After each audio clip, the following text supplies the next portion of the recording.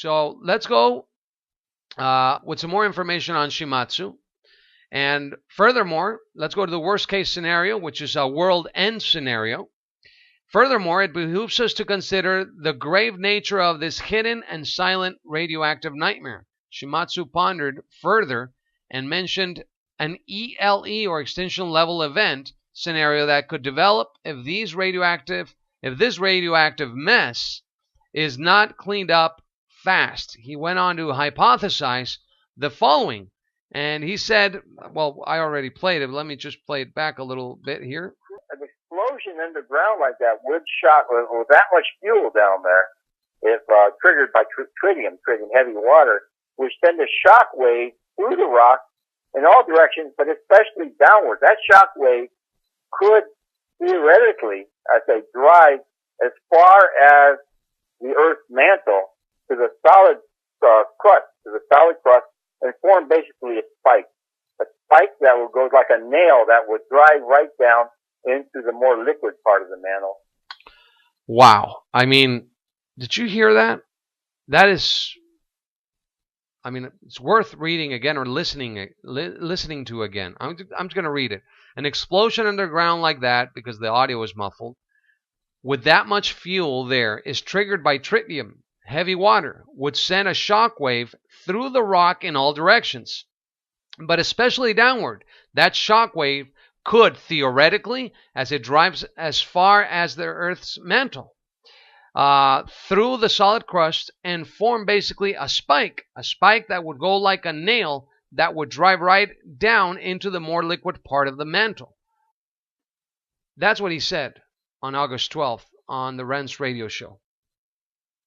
Now, I don't know why Arnie Gunderson, Chris Busby, and the rest of the nuclear engineers out there are not talking about this, but Shimatsu had this to add to the situation.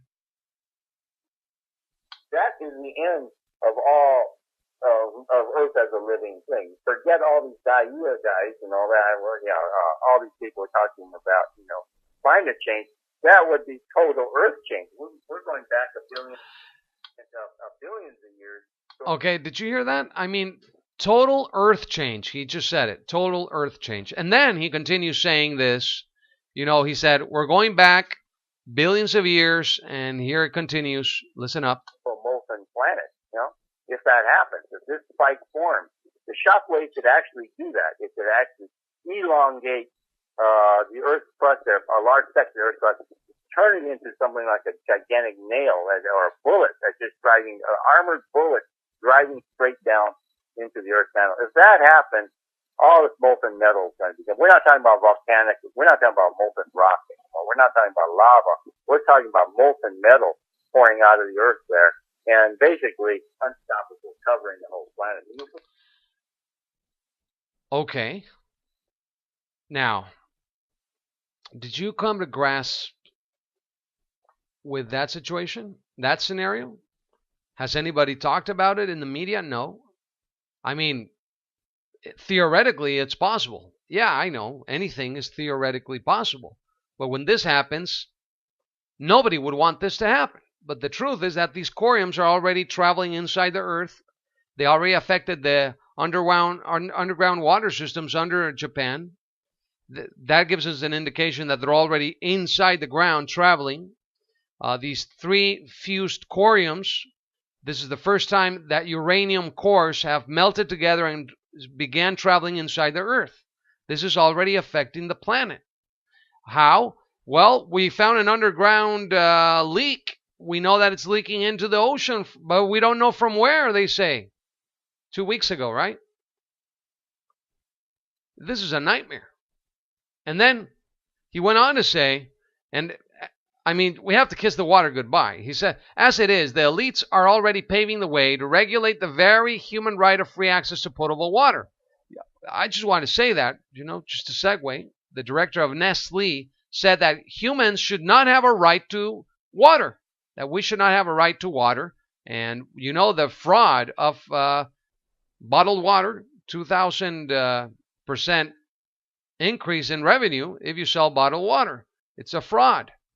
There is water, But with this situation, the elites would be happy because we could kiss the water necessity goodbye. With this catastrophic scenario, they would not have to worry anymore. Shimatsu said this is about what would happen to the water, the sustainer of all biological life on the planet. And this is what he said. Forget about the water. That stuff, water will just vanish. Will just vanish, like smoke from the atmosphere. It'll be gone. There'll be nothing left. Okay, there would be nothing left. I mean, once that explosion occurs, that massive explosion underground, that could be triggered by the tritium, hydrogen explosion under the ground, a nuclear hydrogen explosion, okay? Think about hydrogen bomb under the ground. That would push the rock, the crust, down into the mantle. Now, there are repercussions of this. And he was also positive in many respects. He's on a more chipper and joyous note. Shimatsu, in the humorous, ironic tone, said that this would be a possible solution for TEPCO with the unsolvable crisis that the nuclear disaster at Fukushima Daiichi has become for the energy giant. He said that, ironically, that this explosion would benefit TEPCO in certain respects. He said this. That's one possible TEPCO solution to the problem. That end all life on Earth, there'll be no one left to be accountable to, and it'll be all over. Okay, so nobody would be accountable anymore for killing off the Pacific Ocean, all the fish, and the mammals. And we're next. We're next on the surface of the continents, being affected by this situation already. Now, a warning to the scientists: Shimatsu sends a stark message to the nuclear scientists that dare not go that far and speculate on the worst case scenario, the WCS, that Shimatsu has just presented. Arnie Gunderson of Fairwinds and Associates, or Chris Harris, which is a pseudonym. He appears regularly on the Dr. Deagle radio show. I've been on the air with him sometimes. He's a nuclear scientist, but he uses that pseudonym. He's on Thursdays, I believe, with Lord Sterling on the third hour on the Neutral Medical Report. You can listen to that at neutralmedical.com. And many other activists like Helen Caldecott or Chris Busby come to mind. So they should, as Shimatsu urges, deeply consider what could happen while these CORIUMS keep advancing into the Earth. Now, Shimatsu said the following. I want you to listen to this, please. And I hope the nuclear scientists start thinking seriously about the kind of possibility of an actual explosion down there, below the reactors of a massive force. A force large enough, with the wave, we're talking about a wave force. Explosion would send a shock wave that would you would feel it all around the planet. It would be beyond any earthquake ever seen. Beyond any earthquake ever seen. Wow. Let me get my Bible here. Doesn't that Bible, the King James Bible, say specifically about a massive earthquake, a great earthquake that would be felt all around the world in Revelations? It does, doesn't it? Okay? A great earthquake. In red words, right? Red letters by Jesus himself. It could be this event that he's talking about. I'm not saying it is. I'm just saying, we're right there. This could happen. This could happen. I think it's Revelation 8. No, it's not in red letters, but yeah, there's a big earthquake, right? And an earthquake. Yeah, Revelation 8:5. Thunderings, lightning, and an earthquake. And the angel took the censer and filled it with fire of the altar and cast it into the earth. And cast it into the earth. The fire was cast into the earth. Could that be the CORIUMS? I don't know. And there were voices and thunderings and lightnings and an earthquake. Okay. Interesting. Also, mind you, because some people are telling me, Alex, why are you doing all this Fukushima thing? Why don't you spend time talking about the real threat that's affecting the human population of planet Earth during the next 10 years, which is this red dwarf star that's inbound? It is. But this report is specifically about Fukushima. which is another situation that could bring us an extinction level event before the so-called Planet X comes flying by and buzzes us with its 7 planetoids and wreaks havoc upon the Earth. We know that the high seismicity is related. The solar flares are related and connected, and this gave way possibly to this massive earthquake over there that affected Fukushima. So what we're talking about here is an event that's already affecting us because of Planet X. Yeah, I would totally agree. Okay, that Fukushima is because of Planet X. Now, multiply that by 1,000, or I don't know how many reactors are on planet Earth that would be affected directly by this situation. I'll get into that in a minute. So here's a warning from Joichi Shimatsu. As a last-minute update, at the moment of finishing this report, the crisis at Fukushima is only getting worse. Emergency nationwide meetings are being held. Talks of evacuating millions of people from Japan to the Asian mainland. And the worst of all, the ground under the entire nuclear facility is already giving way and becoming unstable and slushy. Okay, like quicksand. So when reactor 4 goes with its more than 1,500 nuclear MOX fuel rods, plutonium and uranium rods are stored, it will also affect the more than 6,000 spent fuel rods in the common fuel pool. Now these rods will most likely reach criticality and start a massive chain reaction that not only that no one, can or will ever be able to stop. You, I, and the whole world. At that point, at least 90% of the population of the world that lives in the northern hemisphere can kiss this world goodbye if that happens. That's how grave the situation is. Reactor 4, it was in the news. It was being reported. Energy News has done an extraordinary coverage of the situation. ENEnews.com with respect to grabbing the information, condensing it, and allowing all the scientists, that are trying to stop the nuclear nightmare and trying to stop nuclear power plants in the world from operating still. But the situation is just with reactor 4 any moment now. We're waiting for this 6.0, 7.0 quake, and it's still not collapsing. I think God's angels are keeping that thing standing. But they found these puddles recently, like four days ago, these highly radioactive puddles there. So I'm worried. And then we have Cristina Consolo. When I did the initial Fukugan report, I quoted from her. She said this on her radio show. I was on with her on the Deagle show this year as well. She reported, and we quoted her on our Fukugan report, something very apropos that I want to share with everybody right now. This is with regard to the nuclear rods that are being stored, which is the most idiotic and stupid thing that anybody could ever think of doing with these GE reactors. Let's boil water using uranium and plutonium rods inside the core of a nuclear reactor, and let's just boil water with it so we can spin a little turbine and create electricity with it. That's what it is, right? That's what nuclear power plants are. It's such a stupid technology just to spin a turbine. Okay, putting the whole population of the world, the animal kingdom as well, at risk just for spinning that and producing nuclear weapons. That's what they're for.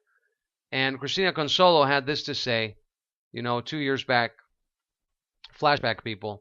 Sitting at the top of reactor 4 in a pool that is cracked, leaking, and precarious even without an earthquake are 1,565 fuel rods, give or take a few, some of them fresh fuel that was ready to go into the reactor on the morning of March 11 when the earthquake and tsunami hit. If they are MOX fuel, which we know they are, containing 6% plutonium and 1 fuel rod, Well, she says one fuel rod, just one of these 1,565 fuel rods has the potential to kill 2.89 billion people. Just one rod. That's with regard to the Fukushima hot rods.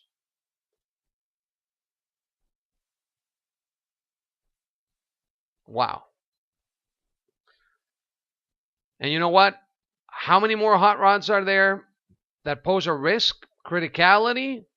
What about the spent fuel pool? It has much more. Check this out. Okay, these are the 4 reactors intact. Well, on top of the reactors are the pools where they have all these thousands of rods, nuclear rods. How stupid can you get, right? This is like about 10 stories high. Now, reactor 1, according to this report, sources here, scientificamerican.com, reactor 1 has 50 tons of nuclear fuel. Reactor number 2 has 81 tons of hot rods. Reactor 3 has 88 tons. Reactor 4 has 135 tons. Reactor 5, 142 tons. Reactor number 6, 156 tons.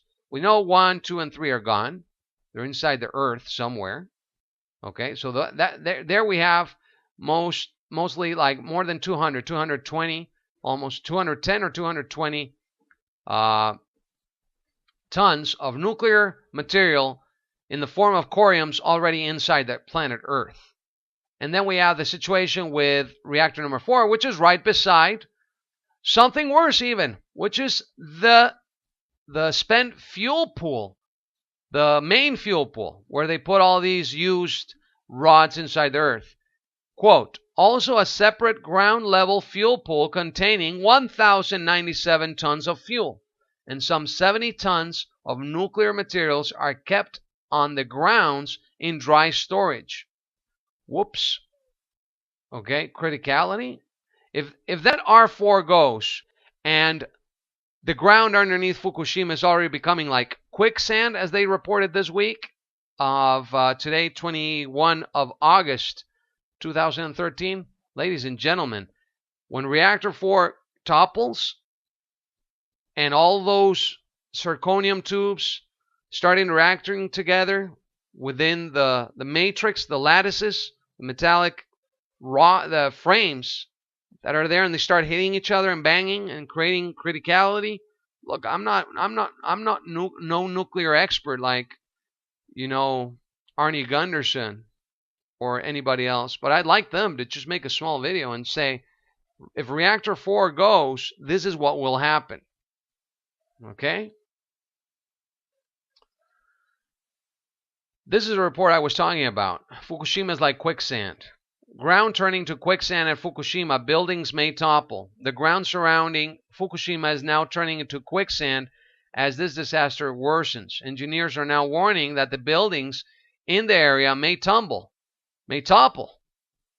Thom Hartmann and Kevin Camps fill us in on this rapidly unfolding and worsening disaster and what it means for residents of Japan and for the rest of us. You can go to YouTube and watch that. It's in the description box below. Okay? And finally, something that I want to say is that finally, as the waters turn to wormwood or whatever you want, if you don't want to associate the killing of the world's ocean, the main ocean, which is the Pacific, and they're all connected. It's all one ocean. It eventually is going to encircle the world. This radioactive release into our ocean. At least the media is waking up. A collapse is imminent. Look at this headline of today. Tokyo professor, ground beneath Fukushima reactors becoming increasingly unstable. Potential catastrophe unfolding in plain sight. And then we have another headline here. Reuters, crisis deepening at Fukushima reactor plant. Upgraded to level 3 serious incident. Represents a 100-fold increase in severity of a radiological release. TEPCO says highly radioactive leakage continues but unknown where from. Yeah, sure. You don't think they know where this is coming from? Of course they do, but they just don't want to say it. Okay? They don't want to say it. Or if they don't know, it's still criminal negligence and intentional genocide when these people have been, getting rid of that water, that heavy water, into the Pacific Ocean. Tritium, cesium, whatever else they're throwing into the ocean. The New York Times. This is today. Fears of environmental calamity from Fukushima disaster. Japan nuclear expert. It's getting worse. People all over the world need to be informed. First case in history where so much contaminated water flowing into the ocean. New York Times again. Potential for huge spill of highly radioactive liquid from many Fukushima tanks at same time, says nuclear design expert. Top officials. Leaks from more tanks are the biggest concern. We're extremely concerned. Extremely concerned, okay? Anonymous official. Tanks at Fukushima may have leaked tons of highly radioactive liquid every day for a month. We didn't detect it for as long as 30 days. Spokesman. Leakage is continuing. Other tanks may be affected. Japan Times. Fukushima Daiichi radioactive water problems seem uncontainable, believed to be wreaking environmental havoc upon the Pacific Ocean. I'm sorry for my mistakes when I read. It's just that the letters are so small that it's difficult for me. So that's what is the update. That's what's happening right now as I was preparing this video presentation for you all. And it comes to, we come to a time where we have to start accepting the inevitable. I'm an optimist, but I'm also a realist. And the time has come to get real then. It's time to come to terms with the awful reality that this is possibly the end of us. At least the people of Japan and the Northern Hemisphere, including Canada, the United States, Mexico, Scandinavia, Russia, and Europe, China, and the Koreas. I mean, if the worst case scenario that SHIMATSU talked about 2 weeks ago on Rents does happen, that this underground explosion occurs with the CORIUMS, let's just pray that that does not happen. I mean, it's all over for us.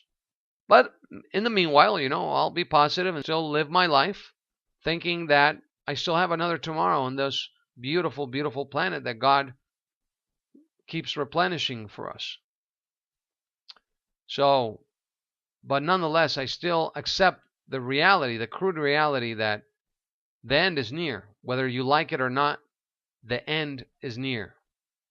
And I get this ringing in my right ear confirming this. Now, let me keep on reading for you. I watched this movie on the beach this year with my wife. It's about accepting the inevitable. It's about MAD, mutual assured destruction, nuclear war around the world, and the only safe place to live with the very low levels of radiation is Australia. The rest of the world is already dead from the detonation of so many nuclear weapons. So the movie is about Australia. It talks about U.S. nuclear submarine that is used to go look for life up in Alaska. They go to San Francisco. Everybody's dead there. And they decide to die there. The sailors decide to abandon ship. I'm not going to spoil it for you. It's a great, great movie. But it comes to terms with the reality of everybody dying on planet Earth. And, an ELE of this size and magnitude could happen. I'm not saying it will. I'm not a prophet, okay?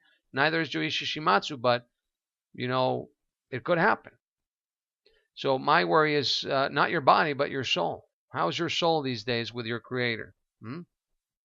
So now that we're at it, I do recommend that you watch On the Beach. And also, if you have time, I found a full YouTube version of the movie Final Days of Planet Earth with Daryl Hannah on YouTube.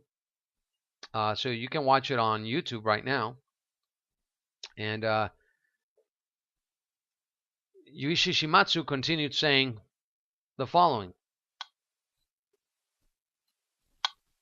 That's what we're facing, folks. And I don't know what to say. We're facing total end of it. Total end of it, referring to life.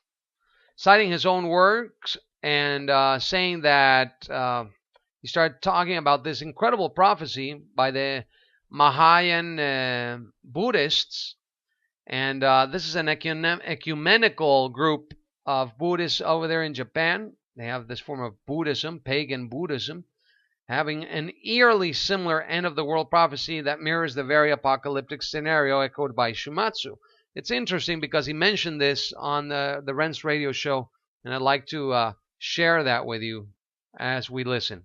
As I've written about before, in the Mahayana Buddhists, among the Mahayana Buddhists, this is the Buddhism practice in Japan, the prediction is that the earth will end at a time of ultimate corruption of man, when the earth is covered by molten iron, molten metal.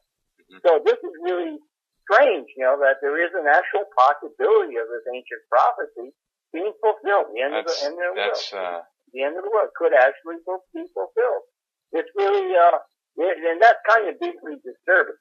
That's very deeply disturbing, that, theological perspective or philosophical perspective might actually be a self-fulfilling prophecy here by these madmen in the nuclear establishment. Referring to the madmen in the nuclear establishment, well said. They are madmen. They really don't care about killing off 2.89 billion people with one nuclear rod. They really don't care. They do want to kill off the population, the excess. 90%, 95, right? Ted Tenner said it. Well, Peter Pianka, University of Texas. They want to call us down. Henry Kissinger, the rest of the guys, they want population reduction. Maybe that's why they never really allowed media coverage of the Fukushima disaster by the mainstream media. I mean, censorship all the way from 2 years ago. Now they can't even hide it anymore. So that prophecy is being fulfilled, in my opinion, because I did some research. I want to thank Dwayne for sending me this. This report just came out. This was, no, he didn't send me this. He sent me something else that confirms it. But this is one of the reasons why I decided to do this video presentation and special report. Because we have our news show in Mexico on a weekly basis. We sum up all the best information in Spanish at CR Noticias with CR News. And this is at our sister site, which is concienciaradio.info for anybody that's interested. If you don't know Spanish, well, I'm sorry, but if you do know Spanish, you can listen to us. Now, the headline from yesterday at Discovery News, of all news outlets, is the following. Atlantic Ocean floor unexpectedly pumping iron into the earth. What? I mean, wow, this is incredible, right?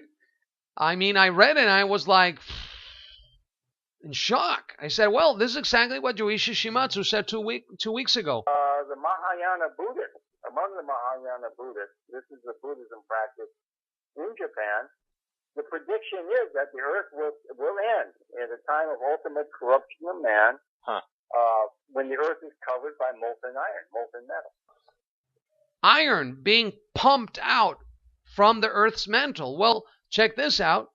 They say Atlantic Ocean floor unexpectedly pumping iron. Unexpectedly. Yeah, sure, right. Unexpectedly. Wow, this is out of nowhere. It just started out of nowhere. Well, this dovetails perfectly with what Yoichi Shimatsu said. And the story describes a massive plume of iron being pumped out in the massive quantities through the crust under the Atlantic Ocean that stems from Algeria all the way to Brazil. I mean, this thing is huge, okay? So my reaction to this is maybe Fukushima was the problem, and maybe it's already affecting the mantle. The CORIUMS are already affecting the mantle and pushing or creating some form of effect that's affecting the Atlantic Ocean and bursting through, thrusting through, creating this outage or output of massive quantities of iron into the Atlantic Ocean, forming this mountain range, basically, all the way from Brazil all the way to Algeria. Okay? Or that's what the report says, at least from what I read from it. Okay? Wow. So self-fulfilling prophecy, right on, ding ding. Then we have this report, and I want to thank Dwayne for sending it to us. Check this out.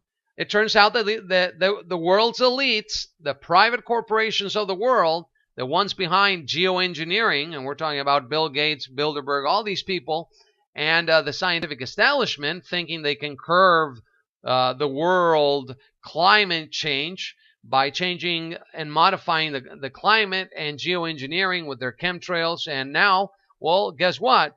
They've had it on the table since 1989. It's been documented that they want to geoengineer the oceans. And guess what they've been doing? It's called ocean fertilization. And you can read the report in the description box. And basically, it's a process of pumping the ocean with iron in order to help the algae population skyrocket in an attempt to cool down the plant's temperature.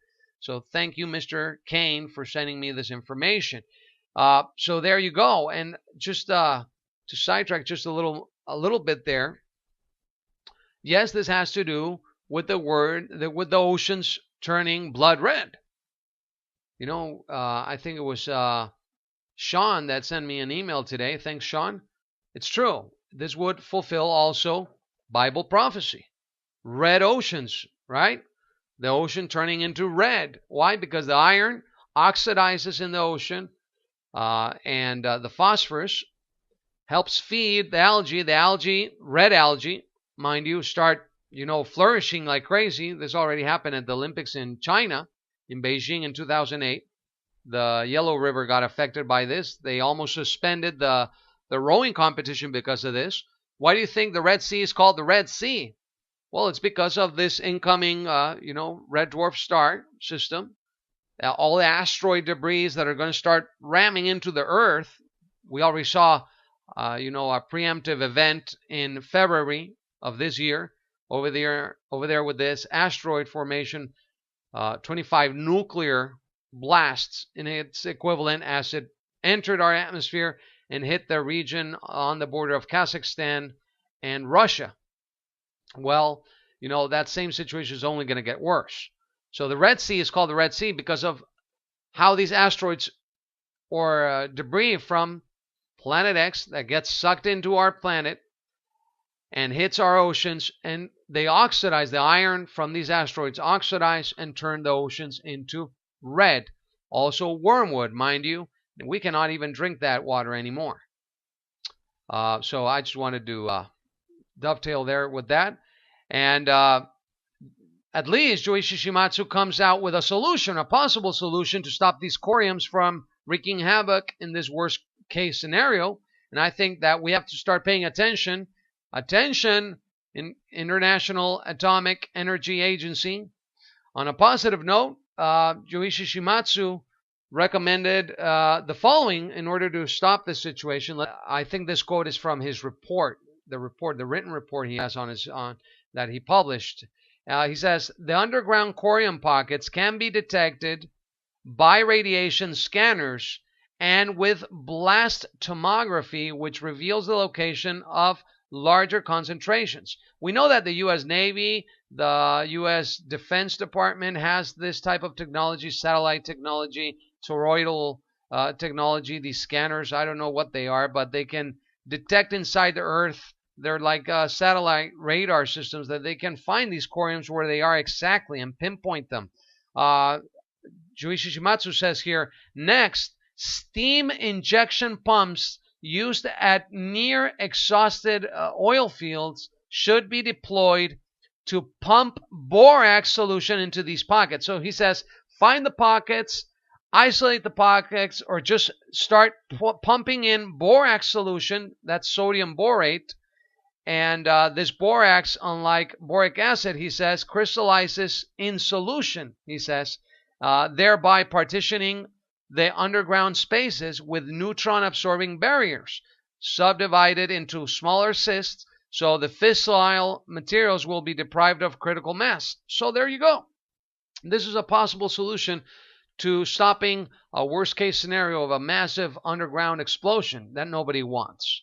So pay attention. I hope that this helps those in the nuclear arena in order to start, pressuring those who have the power to change this from happening to do their job and start doing it now. In conclusion, I'd like to add that we are doomed unless something is done fast. The Illuminati and their supreme leader, Satan, directly benefit by seeing the megadeath of people and unsafe souls on planet Earth. And after all, this is what they so much wanted via population reduction. And let me tell you something, it is working. By not doing anything to solve the crisis at Fukushima, the reactors are doing the work for them. How convenient. Some politicians have even had the nerve to say that radiation is good for us and that it should be even dispersed over us. The radiation is good for our immune system even, that it builds up our defenses. At least that is what Art Robinson said this week. And he's the chairman of the Oregon Republican Party. And he said that recently, and we have a link there if you want to read the report. So this is ludicrous, this is stupid, this is crazy, that a man of this stature politically, well, they're all stupid, saying this reminds me of the Japanese government, promoting these cartoons, when this started happening over there in Fukushima in 2011. So little kids would think that drinking plutonium-laced water is good for you. They created this little cartoon with Plutonium Man. Wow. So what I do is I would dare Mr. Art Robinson to drink his own plutonium chemotherapy juice in the mornings or something and do it on the air on TV and show us how healthy plutonium is good for the body. Okay, this is a stupid idiot. He went on to say that chemtrailing the population of the west coast of the United States with radioactive particles and putting the radioactive particles from San Onofre, of all places, in our drinking water. He said this. I don't know if it was with Rachel Maddow. I think it was.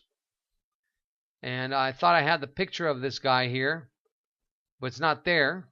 But these psycho reps, I call them, psycho Republicans, he said, yeah, he wants to put radioactive material from San Onofre into the drinking water. There's even a video, and I think it's with this woman here, Art Robinson. Well, it's interesting that so many things are going on in the world. Here from Mexico, reporting is Alexander Bachman for alexanderbachman.com, giving you also a recent update. Mexican President Enrique Peña Nieto recently underwent surgery in July for, guess what? Thyroid nodule. He had it wasn't cancerous, but he had a cyst in his thyroid and had to have it removed. I'm not saying it's Fukushima related, but now that thyroid nodules are the fashion these days, with regard to the Fukushima children that nobody wants to talk about, and they're already dying, some of them. This is so sad. I mean, they could have evacuated these poor children at the beginning of this situation. I mean, we protested against this. We asked the Mexican government to do their job and evacuate as many children as possible. Nobody wanted to do it. They just left them there to die. That's what they're doing. So I say to all of you, shame on you, but to those that have not repented and have not come to terms with the reality of Jesus Christ in their life, I have an obligation to preach the gospel right now. So as these prophecies keep progressing and fulfilling themselves, one thing is for sure, that 100% of everybody on this planet will die eventually. Your physical body will be left behind. Your your spirit will leave that body. God created you eventually. You will come to terms with this reality. Let's hope it's not too late. You still have a chance to come to terms with that unique reality that is Jesus Christ. I wish you safe passage into the eternal abode up in heaven or hell, and I hope that you don't go to hell. All you have to do is accept Jesus Christ in your heart. He came 1,980 years ago to die on the cross over there at Calvary, and he died for all our sins. All you need to do is accept Jesus Christ now. You can go there or link. There's a link in the description box of this video and on this report, where you can watch a video and ask God for forgiveness and do the sinner's prayer, it's called. Simple prayer, so you can save your soul now. I, for myself, have preached the gospel extensively on YouTube. We have a video called Jesus Salvame, which is Jesus Save Me, which reached this week 19,000 visitors in just 8 months. 7 months, I'm sorry. 8 months. 8 months, yeah. That's incredible for us. Souls are getting saved. So you still have an opportunity. Save yourself. Okay? You know, it's still not too late. Something could happen tomorrow. You don't know what could happen tomorrow. Anything could happen. But your soul, you know, is always in danger. Today, tomorrow, I don't know, in a week, a year from now. But please, be sincere. Go inside your heart. Seek repentance. Obey God, which is Jesus Christ. These are the references to this report. And I thank you so much for listening to me.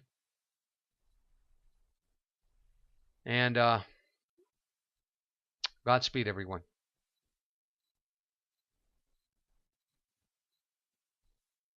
This has been a CRN special report. Copyright, all rights reserved, 2013.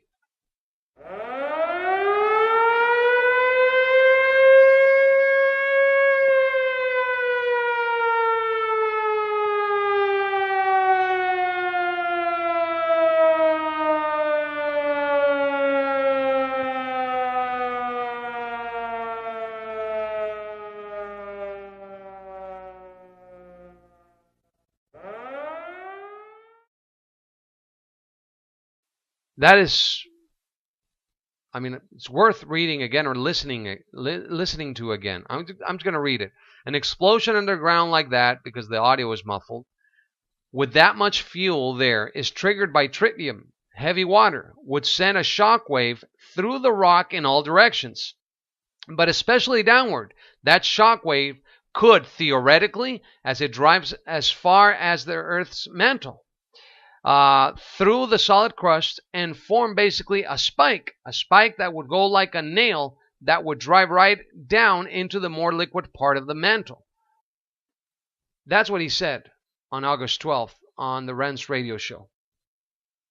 Now, I don't know why Arnie Gunderson, Chris Busby, and the rest of the nuclear engineers out there are not talking about this, but SHIMATSU had this to add to the situation. That is the end of all of Earth as a living thing. Forget all these Gaia guys and all that. All these people are talking about, climate change. That would be total Earth change. We're going back a billion. Happy because we could kiss the water necessity goodbye. With this catastrophic scenario, they would not have to worry anymore. SHIMATSU said this is about what would happen to the water, the sustainer of all biological life on the planet. And this is what he said. Forget about the water. That stuff. Water will just vanish. Will just vanish, like smoke from the atmosphere. It'll be gone. There'll be nothing left. Okay, there would be nothing left. I mean, once that explosion occurs, that massive explosion underground, that could be triggered by the tritium, hydrogen explosion under the ground, a nuclear hydrogen explosion, okay? Think about hydrogen bomb under the ground. That would push the rock, the crust, down into the mantle. Now, there are repercussions of this. And he was also positive in many respects. He's on a more chipper and joyous note. SHIMATSU, in the humorous, ironic tone, said that this would be a possible solution for TEPCO with the unsolvable crisis that the nuclear disaster. Billions of years. Okay, did you hear that? I mean, total Earth change. He just said it. Total Earth change. And then he continues saying this. He said, we're going back billions of years, and here it continues. Listen up. Molten planet, if that happens, if this spike forms, the shock wave could actually do that. It could actually elongate the Earth's crust, a large section of the Earth's crust, turning into something like a gigantic nail or a bullet that's just driving, an armored bullet driving straight down into the Earth's mantle. If that happens, all this molten metal is going to be done. We're not talking about volcanic, we're not talking about molten rock anymore. We're not talking about lava. We're talking about molten metal pouring out of the Earth there and basically unstoppable, covering the whole planet. Okay. Now, did you come to grasp with that situation, that scenario? Has anybody talked about it in the media? No. I mean, theoretically, it's possible. Yeah, I know. Anything is theoretically possible. But when this happens, nobody would want this to happen. But the truth is that these coriums. So let's go with some more information on Shimatsu. And furthermore, let's go to the worst case scenario, which is a world end scenario. Furthermore, it behooves us to consider the grave nature of this hidden and silent radioactive nightmare. Shimatsu pondered further and mentioned an ELE or extinction level event scenario that could develop if this radioactive mess is not cleaned up fast. He went on to hypothesize the following. And he said, well, I already played it, but let me just play it back a little bit here. An explosion underground like that would shock with that much fuel down there, if triggered by tritium heavy water, would send a shock wave through the rock in all directions, but especially downward. That shock wave could theoretically, I say, drive as far as the Earth's mantle to the solid crust, and form basically a spike that would go like a nail that would drive right down into the more liquid part of the mantle. Wow. I mean, did you hear that? They're already traveling inside the Earth. They already affected the underground water systems under Japan. That gives us an indication that they're already inside the ground traveling. These three fused coriums, this is the first time that uranium cores have melted together and began traveling inside the Earth. This is already affecting the planet. How? Well, we found an underground leak. We know that it's leaking into the ocean, but we don't know from where, they say. 2 weeks ago, right? This is a nightmare. And then he went on to say, and I mean, we have to kiss the water goodbye. He said, as it is, the elites are already paving the way to regulate the very human right of free access to potable water. I just want to say that, just a segue. The director of Nestle said that humans should not have a right to water, that we should not have a right to water. And the fraud of bottled water, 2,000% increase in revenue if you sell bottled water. It's a fraud. There is water. But with this situation, the elites would be